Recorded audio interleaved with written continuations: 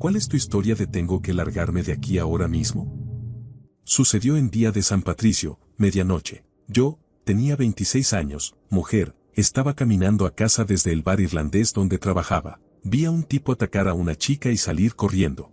Me acerqué a la chica para asegurarme de que estuviera bien y me quedé con ella hasta que llegó la policía. Di mi declaración y les dije que me sentía nerviosa por caminar sola a casa. 2 hombres que estaban en el lugar se ofrecieron a acompañarme. El policía dijo: ahí tienes, asunto resuelto.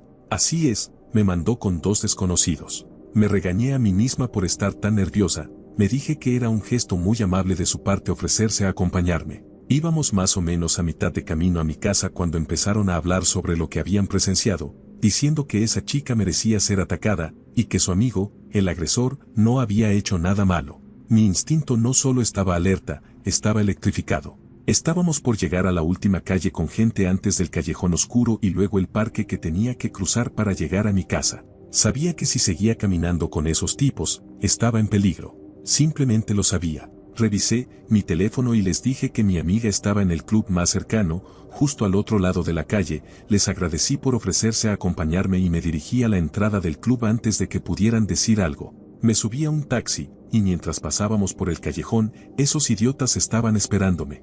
Habían puesto a prueba mi mentira sobre entrar al club y estaban vigilando para verme salir. No sé qué me habrían hecho, pero esa es mi mayor historia de hazle caso a tu instinto y estoy realmente feliz de haberlo hecho. Me estaba reprochando porque mi gerente, que también era mi amigo y había una atracción mutua, se había ofrecido a acompañarme a casa, pero no quise que luego tuviera que caminar todo el trayecto de regreso en dirección contraria. Una vez estaba conduciendo por Kansas en medio de la noche con mi novia durante un viaje por carretera, verano de 2017 si no recuerdo mal. Tuvimos problemas con el auto que se averió en Nebraska y estuvimos avanzando con dificultad hasta que llegamos a Colby, Kansas, donde esperamos a que fuera de noche para que las rutas estuvieran menos transitadas. Mientras íbamos manejando, no por la autopista 70, sino un poco más al sur para evitar las autopistas, un camión de carga nos alcanzó. El auto no quería ir a más de 80 a 95 kilómetros por hora, y no quería forzarlo para que no se rompiera. Obviamente, iba demasiado lento para ese camión. Durante casi una hora entera, este tipo estuvo pegado detrás de mí, encendiendo y apagando las luces. Nunca tocó la bocina. Bajaba la velocidad y me iba un poco hacia la banquina para que me adelantara, pero cada vez que lo hacía él también bajaba la velocidad y me dejaba mucho espacio. Ya eran cerca de las 2 o 3 de la mañana. Estábamos en medio de la nada, acercándonos a la frontera con Colorado. Él seguía pegándose a mi auto y jugando con las luces. Finalmente encontramos una estación de servicio y paramos en un surtidor a la derecha. No puedo enfatizar lo suficiente lo que quiero decir con en medio de la nada. Había desierto plano en todas las direcciones. Era una estación vacía, cerrada y completamente oscura. Esperábamos que el camión solo siguiera su camino, fingimos que cargábamos combustible. Este maldito camión desaceleró completamente y se detuvo allí en la ruta, al lado nuestro. Luego hizo marcha atrás lo suficiente como para entrar a la estación detrás de nosotros, quedando perpendicular a nuestro auto. Empecé a ponerme muy nervioso y a mirar alrededor. Estaba afuera del auto, y mi novia gritaba para que volviera a entrar. Este tipo se baja del camión y empieza a caminar directamente hacia nosotros. Estaba a solo unos 45 metros cuando noté una pequeña camioneta marrón estacionada en la parte trasera de la CEL, puesta de forma bastante inquietante. Noté que había alguien adentro. Corrí hacia ella. Al acercarme me di cuenta de que tenía un escudo policial pintado en el costado y el hombre adentro era en realidad un oficial. Solo puedo imaginar lo que habrá pensado ese policía de turno nocturno al verme correr hacia él. Bajó la ventana con cara de confundido. Mi novia gritaba histérica mientras este tipo se acercaba a unos 9 metros del auto y yo soltaba unas 50 palabras en 2 segundos explicándole la situación. El oficial no dijo ni una palabra y simplemente condujo alrededor de nuestro auto. El hombre se dio cuenta e hizo un giro en lo inmediato hacia su camión, mientras el policía le gritaba que se detuviera.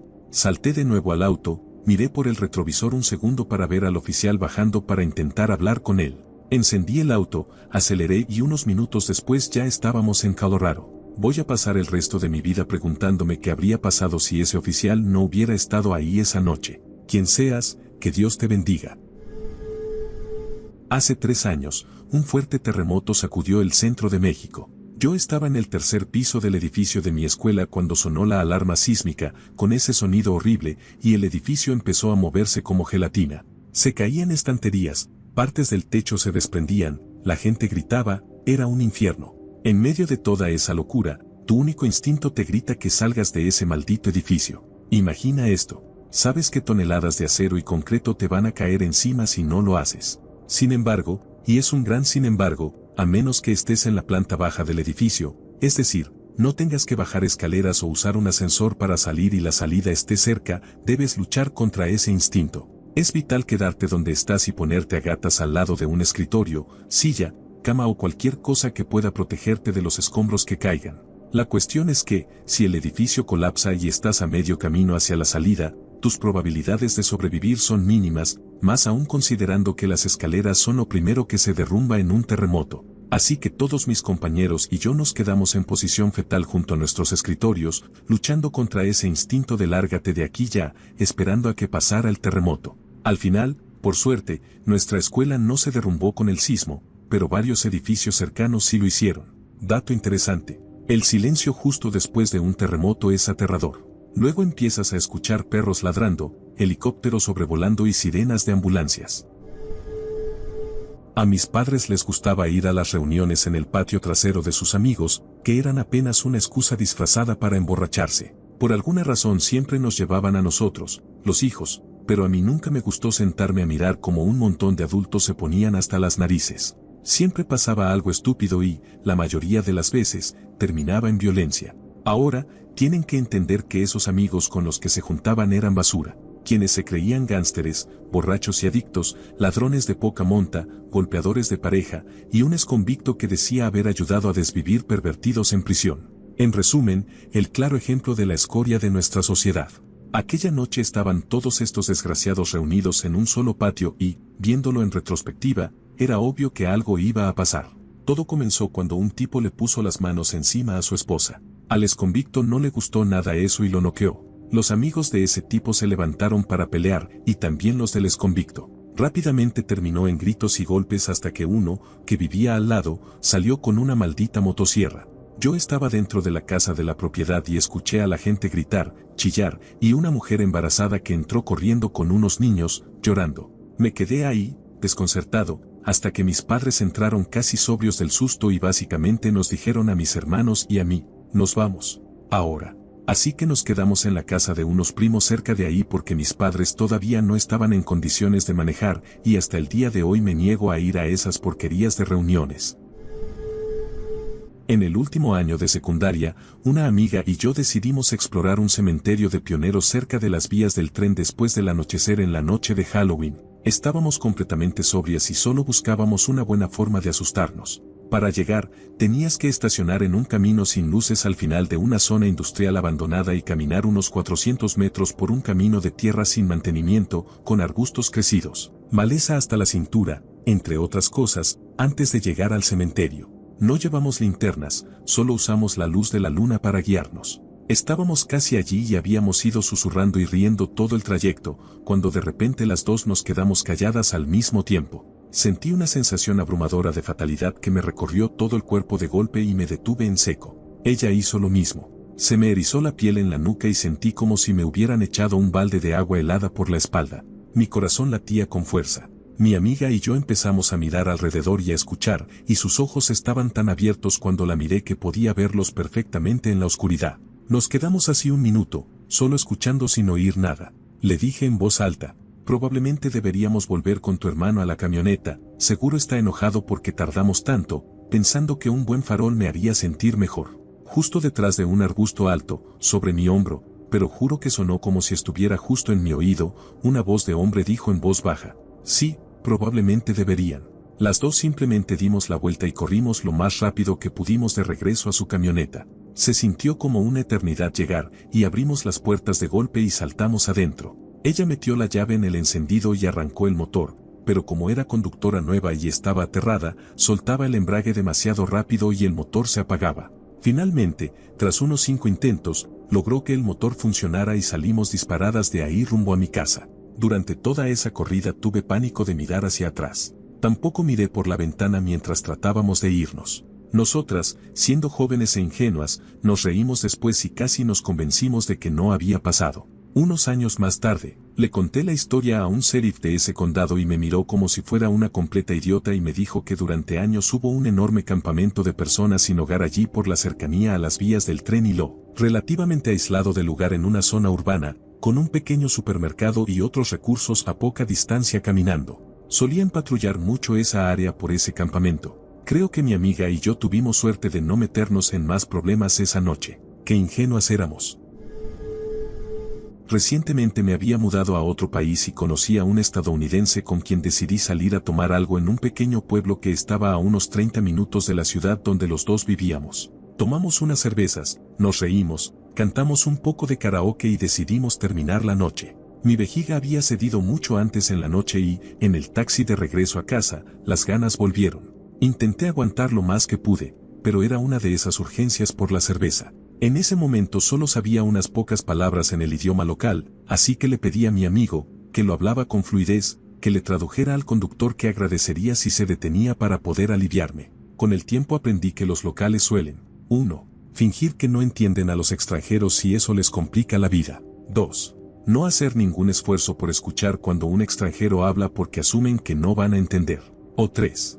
Realmente no entienden debido a la pronunciación o a particularidades de los dialectos locales. No tengo idea cuál de esas barreras pasó esa noche, pero el conductor siguió ignorando al estadounidense incluso después de que él repitiera su pedido varias veces. Finalmente me resigné a que iba a tener que aguantar o hacerme encima en el asiento trasero del taxi, cuando, de repente, el estadounidense, harto de lo que, con razón o sin ella, percibía como un desprecio, agarró el volante y nos sacó del camino. Salimos disparados hacia un campo, el conductor pisó los frenos con fuerza y por poco no nos estrellamos de frente contra un árbol. Durante los siguientes 30 segundos no tengo idea de qué pasó porque salté del auto de inmediato para vaciar mi vejiga. Cuando se me pasó la euforia por el alivio, por fin me cayó la ficha de lo que carajos había pasado. Miré y vi al estadounidense forcejeando con el taxista, al que casi mata del susto. Logró soltarse y empezamos a cruzar el campo. Unos 500 metros lejos del auto, se dio cuenta de que había dejado su bolso, incluyendo su pasaporte, en el coche.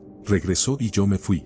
Hice dedo unos 10 minutos en la carretera hasta que alguien me levantó. Después descubrí que el tipo era un exmarine con las palabras "te mataré" tatuadas en el pecho. Las Fuerzas Armadas realmente lo habían dejado mal de la cabeza y tenía serios problemas de ira. Siempre me pareció bastante agradable, pero después de esa experiencia, mantuve cierta distancia. Sobre lo que pasó cuando volvió al auto, nunca supe toda la historia. Supongo que tuvo que pagarle una indemnización al conductor y un soborno a la policía. Mi primo y yo salimos a dar una vuelta en auto como a la 1 de la mañana, en una zona bien rural. Decidimos tomar caminos al azar y terminamos en un claro con una sola casa. Se podía ver un resplandor en el patio trasero, demasiado grande para hacer una fogata, parecía el brillo de un granero incendiándose. Mientras seguíamos manejando, mi primo tuvo un mal presentimiento y apagó las luces. La luna y el resplandor del fuego iluminaban un poco el camino adelante. Al llegar al otro lado de la casa vimos que no era un granero en llamas, sino una maldita cruz ardiendo. Había unos 5 tipos con túnicas mirándonos directamente. Mi primo dio un giro en U y aceleró. No sabíamos qué había más adelante, podía ser un camino sin salida. Mientras nos metíamos en el bosque miré hacia atrás y vi que encendían las luces de su camioneta. Mi primo no redujo la velocidad ni un poco, aunque el camino era un sendero boscoso. Se seguían viendo sus luces entre la maleza. Después de 1 o 2 minutos llegamos a la carretera principal y él pisó el acelerador a fondo. Miré atrás y las luces estaban a punto de salir también a la carretera. Mi primo apagó las luces e hizo un giro a la izquierda pasando por un cementerio. Condujo sin luces, solo usando la luz de la luna. Cuando llegamos a lo alto de una colina, las luces de ellos apenas se veían, pero finalmente llegaron al cruce del cementerio y vimos sus luces traseras. Giraron a la derecha. Mi primo mantuvo las luces apagadas un rato más hasta que estuvimos cerca de casa. Al estacionar en la entrada, la adrenalina empezó a bajar. Jamás pensamos que interrumpiríamos una reunión del clan, y menos que terminaríamos siendo perseguidos por ellos. Unos 3 meses después volvimos de día para ver si encontrábamos algo de información, pero la casa parecía abandonada desde hacía años. Así que supusimos que solo la usaban como lugar apartado para sus reuniones. Era perfecta, aislada, con un solo camino que pasaba por ahí. Revisamos a dónde iba ese camino y era un sendero muy marcado por el uso, que daba muchas vueltas hasta llegar a una autopista principal. Así que haber girado en U fue la mejor decisión. Si seguíamos, nos habrían atrapado. Cuando vivía en el sur profundo del país, de vez en cuando te topabas con verdaderos desgraciados. Unos adictos a las drogas que vivían al final del camino le robaron un rifle a un amigo mío, y eso fue la gota que colmó el vaso, ya que habían estado hostigando a varias personas del área, incluidos mis padres. Constantemente robaban cosas de nuestro cobertizo y amenazaban a mis papás para que les dieran dinero. Vivían en un lugar aislado con muchos árboles, al costado de un camino de tierra. No era su propiedad, así que probablemente estar ahí ya era ilegal. Nosotros vivíamos en medio de la nada, así que realmente no veías a la policía patrullar por esa zona. Todo eran campos y caminos de tierra. Una noche me escabullí hasta allí para recuperar el rifle de mi amigo. Vi claramente cosas ilegales, como armas, un laboratorio de metanfetamina, una habitación donde criaban cachorros, etc. Mientras buscaba, encontré su rifle y me largué. Al volver escuché su vehículo viniendo por el camino y tuve que esconderme entre unos arbustos. Juraría que me habían visto, pero en realidad pasaron de largo. Sinceramente estaba listo para preparar el rifle por si se lanzaban tras de mí. Por suerte salí de ahí sin que me vieran. Se dieron cuenta de que el rifle había desaparecido y salieron a buscarlo, pero yo lo tuve escondido unos días antes de devolvérselo a mi amigo, así que no podían realmente acusarlo de nada. El otoño pasado, mis amigos de buceo y yo fuimos a una de nuestras embarcaciones hundidas favoritas para hacer pesca submarina.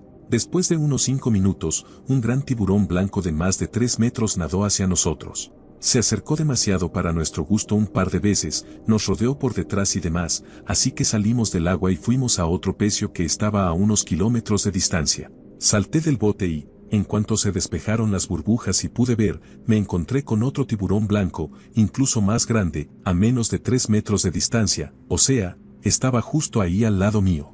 Casi me hago encima en el traje de neopreno y todos subimos al bote lo más rápido posible. Cuando ya estábamos todos de nuevo arriba, colgamos a un amigo por el costado del bote y lanzó a un buen pez serviola, esperando atraer al tiburón y grabarlo comiéndose el pez, pero nunca se interesó. Pensamos que no tenía hambre, así que decidimos meternos a filmarlo un poco. El segundo tiburón no fue tan insistente como el primero. Después de observarnos al principio no se acercó más de unos 18 a 20 metros. Estuvimos pescando cerca de él durante más o menos una hora y casi todos consiguieron un buen pámpano africano para la cena. Mi amigo me había advertido sobre el primer tiburón, así que lo esperaba cuando lo vi, pero el segundo tiburón fue una completa sorpresa. Cuando lo vi, lo único que pensé fue tengo que largarme de aquí ahora mismo. Cuando estaba en Afganistán, estábamos cargando bengalas aéreas en sus cápsulas. Estas bengalas miden alrededor de 1 metro de largo y son muy pesadas, y se meten varias en una cápsula para que puedan ser expulsadas desde un avión o helicóptero por la noche y así iluminar todo. Éramos unos 7 a 10 en un edificio haciendo este trabajo. Un tipo estaba metiendo una bengala en una cápsula usando un tubo grande, que sirve para empujarla hasta el fondo y así poner más. Bueno, no la empujó lo suficiente antes de empezar a usar el tubo, por lo que la bengala se deslizó, haciendo que se soltara la tapa y se activara el temporizador de encendido. Todo lo que escuchamos fue un estallido, un zumbido y al tipo diciendo «oh mierda». Todos salimos corriendo a las salidas porque algo estaba a punto de explotar. Sorprendentemente, el primer maldito tipo que llega a la puerta de repente no puede entender cómo abrir la maldita puerta. Yo pensaba para mis adentros que iba a morir por un cliché de película. Lo empujé, abrí la puerta y lo saqué para que todos pudiéramos correr hacia el búnker más cercano. Sabía que el fusible era de solo 30 segundos, así que todo ese tiempo estuve contando mentalmente y tenía claro que solo iba a alcanzar a llegar al búnker que estaba justo afuera del edificio. No me iba a proteger mucho, considerando que en ese edificio teníamos una enorme cantidad de explosivos, miles y miles de kilogramos. Así que decidí decir al diablo y me di la vuelta para ver lo que estaba por pasar. Todos los demás siguieron corriendo hacia el siguiente búnker, que estaba a cientos de metros, pero era imposible llegar con el poco tiempo que quedaba. Esperé y observé. Y seguí observando. Pasó un buen rato y no pasó nada. Resulta que las bengalas también necesitan la presión o el peso del paracaídas al caer para activar el encendido. Estuvimos seguros todo el tiempo, solo que no tuvimos tiempo para procesar esa posibilidad. Después de eso volvimos al edificio, le pusimos cinta adhesiva a la tapa de la bengala y seguimos cargando. Mi novio y yo paramos una vez en el McDonald's local durante un paseo. Era un día caluroso de verano, así que íbamos a comer afuera en los escalones de un edificio, pero había una gran pandilla de adolescentes al frente que estaba causando problemas, así que comimos adentro. Cuando salimos, esos chicos estaban armando lío y siendo verbalmente agresivos con los transeúntes. Uno de ellos intentó entrar al McDonald's para pedir comida, pero los empleados, que ya habían llamado a seguridad por ellos, cerraron y trabaron las puertas para evitar que entrara. El chico se enfureció y empezó a golpear y patear la puerta, y sus amigos se unieron. La seguridad estaba llegando y mi novio y yo nos fuimos rápido del lugar porque no queríamos quedar atrapados en el conflicto. Decidimos que sería más seguro irnos a casa y no quedarnos en el centro comercial. Mientras nos alejábamos, vimos que algunos policías iban en esa dirección, supongo que seguridad los llamó antes de que llegaran. Bueno, al día siguiente salió una noticia local diciendo que la pandilla huyó, y que a los que atraparon los echaron del lugar y les prohibieron volver. Sin embargo, menos de una hora después, algunos del grupo regresaron y apuñalaron a otro chico. El chico sobrevivió y el que lo apuñaló, junto con su pandilla, terminó arrestado. Estaba en un salón de la escuela en el que no debía estar. Entró un profesor, me escondí debajo de unos bancos tipo sofá, sin respaldo, que estaban todos juntos en una esquina, con justo el espacio suficiente debajo para que yo pudiera meterme. La clase del profesor entró y él empezó a dar su lección. Yo seguía escondido debajo de los bancos, planeando quedarme ahí hasta que terminara la clase y todos se fueran. Todavía no me había visto, era un gran escondite. Eso fue así hasta que dijo a su clase: estos bancos están en el lugar equivocado, hay que moverlos. Casi me da un ataque de pánico. Me imaginé el momento tan vergonzoso que ocurriría si movía los bancos y me encontraba ahí, acostado, escondido. Apenas podía ver sus pies, así que esperé hasta ver que estaba de espaldas, y entonces me moví. Retrocedí arrastrándome, me raspé la barbilla con la alfombra, y salí sin que me notara, un milagro. Me puse el barbijo, por el COVID y para que no me reconociera, y salí caminando con toda la calma posible sin que se diera cuenta. Fue un milagro haber logrado escapar sin ser visto, y mi corazón latía tan fuerte al salir de ese salón que sentía que se me iba a salir del pecho. En 2011, un par de amigos y yo nos colamos en una fiesta de casa gracias a nuestra labia. No conocíamos a nadie, tal vez un amigo conocía a un conocido de un conocido, y poco más. En realidad, no tendríamos que haber estado allí. Pasamos un rato en la sala y la cocina y luego salimos al patio a fumar. Estaba a reventar. Unas 40 o 50 personas en un espacio de unos 90 metros cuadrados. Todos relajados, bebiendo y charlando, mientras nosotros tres permanecíamos en una esquina con nuestros cigarrillos, intentando parecer interesantes. De pronto, alguien chocó sin querer con un tipo corpulento. Gorra de Los Ángeles, bermudas de mezclilla largas y una camiseta blanca enorme, ya conoces el estilo. No fue una pelea ni nada serio, solo el empujón típico cuando hay tanta gente apretujada. Nadie se molestó. Lo incómodo vino después. Al tipo se le cayó un revólver, un clásico 6 tiros al estilo del viejo oeste, tan largo como mi antebrazo. Todos lo vimos, él se dio cuenta de que lo habíamos visto, y nosotros supimos que él lo sabía. Fue como una escena de dibujos animados. Juraría que hasta la música se detuvo. Se agachó, lo recogió con calma y se lo volvió a guardar en los pantalones. La fiesta continuó como si nada. Mis amigos y yo nos miramos sin decir palabra. Terminamos los cigarrillos para no llamar la atención y salimos rápido por la puerta lateral. Acabamos cenando en un Denny's. No fue lo más dramático del mundo, pero fue la primera vez que vi un arma de verdad. Hace unos años, mi esposa y yo estábamos buscando casa. Nuestra agente inmobiliaria era en realidad mi cuñada, que era bastante nueva en el negocio, pero preferíamos ver casas con alguien que conociéramos y en quien confiáramos antes que con un extraño. Una de las casas que fuimos a ver era, literalmente, una broma. Solo queríamos ver lo rara y destartalada que estaba, y a mi cuñada le encantó la idea de mostrárnosla. Los vendedores ya no vivían en la casa, así que no era necesario coordinar para que no estuvieran durante la visita, cosa que a mi esposa y a mí nos gustaba.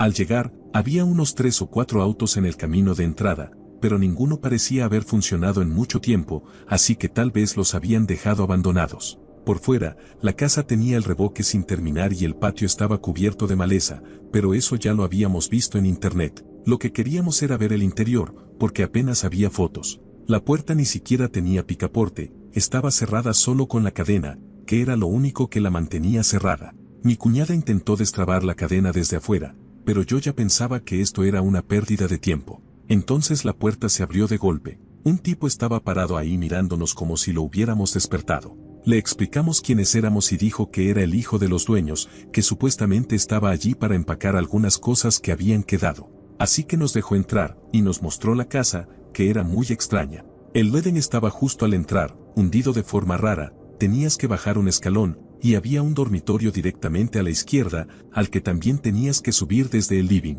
Estaba oscuro, con papel periódico cubriendo las ventanas, polvoriento y lleno de trastos. Luego nos llevó a la cocina, que estaba en un pasillo. También había que subir un escalón desde el living y era un pasillo de unos 2 por 3 metros que terminaba con un escalón hacia abajo en un cuarto grande sin terminar. Había otra habitación a la izquierda, igual de oscura, polvorienta y llena de cosas. En el cuarto grande había un colchón, una silla y una tablet sobre una conservadora reproduciendo videos más 1.8. La puerta trasera estaba en ese cuarto, clavada con tablas. Me di cuenta de que todas las ventanas también estaban clavadas, y pensé que si ese tipo quería, podía atraparnos fácilmente en esa casa tan rara, estando él parado entre nosotros y la única salida. Actuamos con normalidad, pero salimos de ahí lo más rápido posible sin levantar sospechas. Llamamos a los dueños, que nos dijeron que llamáramos a la policía. Ese hombre no tenía por qué estar ahí. Mi mamá, una amiga nuestra y yo estábamos de vacaciones en Sudáfrica. Somos 3 mujeres blancas adultas. Fuimos a Warner Beach y en el hostal nos dijeron que evitáramos salir después de que oscureciera. No miramos el reloj, pero como era nuestra primera noche en la zona, no quisimos arriesgarnos por si realmente había algo de que preocuparse siendo viajeras. A todas nos gustan las motos, y mientras volvíamos caminando al hostal, vimos un pequeño estacionamiento con varias motos aparcadas, así que echamos un vistazo para ver qué modelos había, y el pequeño grupo de hombres dueños de las motos nos saludó y nos llamó para que fuéramos a verlas más de cerca. Pensamos en acercarnos un momento y luego seguir nuestro camino, sin bajar la guardia ni hacer ninguna tontería. Tras un poco de charla, hablando de las motos, de viajes y demás, uno dijo que era un pastor motociclista y nos ofreció un ejemplar de la Biblia del motociclista. Fue mientras conversábamos que noté que llevaba una insignia de las SS y un águila de la Luftwaffe, además de una pistola semioculta por su abrigo en la cintura. Puede que no fueran un peligro directo para nosotras, pero en ese momento decidimos dar por terminado el encuentro y volvernos al hostal. Fui videógrafo de bodas por un tiempo. Estuve preparando todo con la pareja durante las semanas previas al día y tenía un buen plan de lo que debía grabar. Empecé filmando a la novia y al novio mientras se arreglaban. El novio me dijo que no me molestara en grabarlo a él. Me pareció raro, pero no le di mucha importancia. Así que seguí a la novia hasta la ceremonia. La ceremonia transcurrió sin problemas, nada fuera de lo normal. En la recepción, el novio me pidió que me sentara antes de los discursos. Ahí sí me pareció extraño. Normalmente los discursos son algo indispensable para grabar.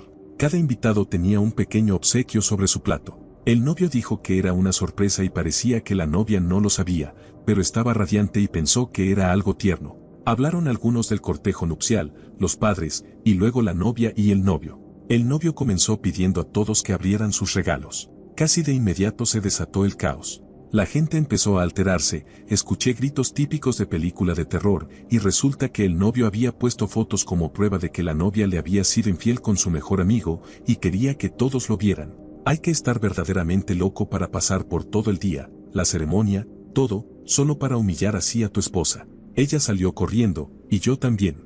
Hasta el día de hoy me pregunto cómo sería esa foto. ¿Quién sabe qué mostraba?